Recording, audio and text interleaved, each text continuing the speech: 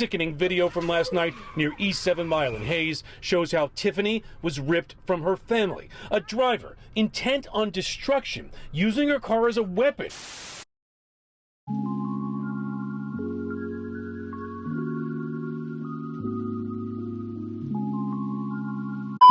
40-year-old Tiffany Watson Vance was a devoted mother of 6 and known for her happy and positive personality.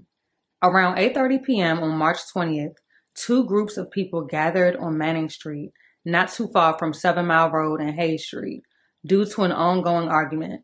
The dispute escalated into a fight. Tiffany, along with others, were simply watching the incident unfold, but were not directly involved. Out of nowhere, a car began speeding in what seemed like the opposite direction of the commotion. However, the vehicle made a U-turn towards Tiffany's 6-year-old son, at which time Tiffany jumped into action to move him out of the way. It was at that moment that she was struck by the vehicle in the front yard of a home in the area. The driver of the vehicle fled the scene after the crash. The incident appeared to be intentional and was caught on video. A mother's love knows no bounds. Tiffany Watson Vance died after a driver plowed into a crowd of people on Detroit's east side. With seconds to spare, her first thought was to push her child to safety.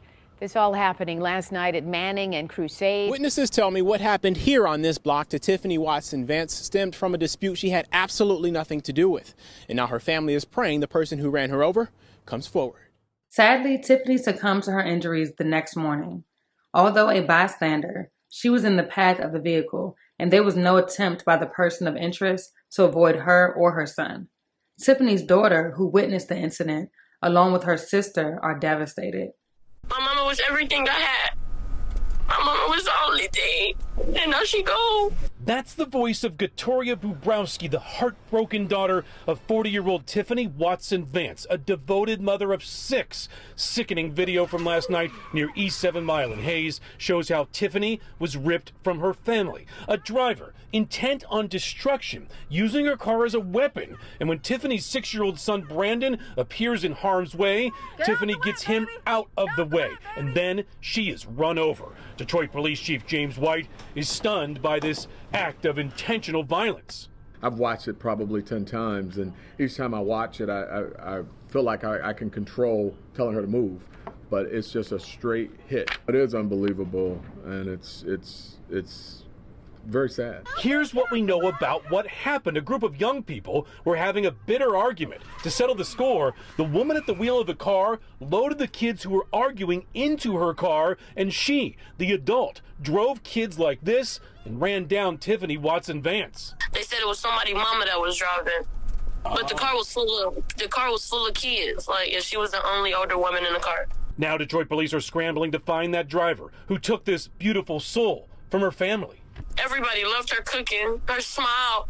She woke up every morning happy. This is my sister. This is all the pictures of my sister. Tabitha Watson shared with me photos of better days, times she shared with her sister, Tiffany Watson Vance. That's me and my sister. She became emotional because the memories are now all she has. Tiffany is gone. Killed last night in a hit and run near Crusade and Manning Street on Detroit's east side around 8:30 p.m. Family says she died a hero after pushing her son out of harm's way. Police soon released a photo and video of a person of interest.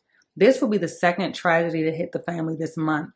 Her niece, Diamond Shelton, just died after jumping into the Detroit River in an attempt to save a cousin who had fallen in. Chief James White says a woman driving this 2020 gray or silver Nissan Murano rode over the grass, struck the mother of 5, and took off. Take a good look here. Detroit police say this is the woman they're looking for. We will take her into custody. We are going to dedicate everything we got to get her off the street. Investigators say she has a Minnesota license plate, FBY 246.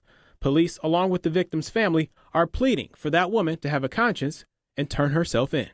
Whoever you are that ran my sister over, I hope you read what you saw.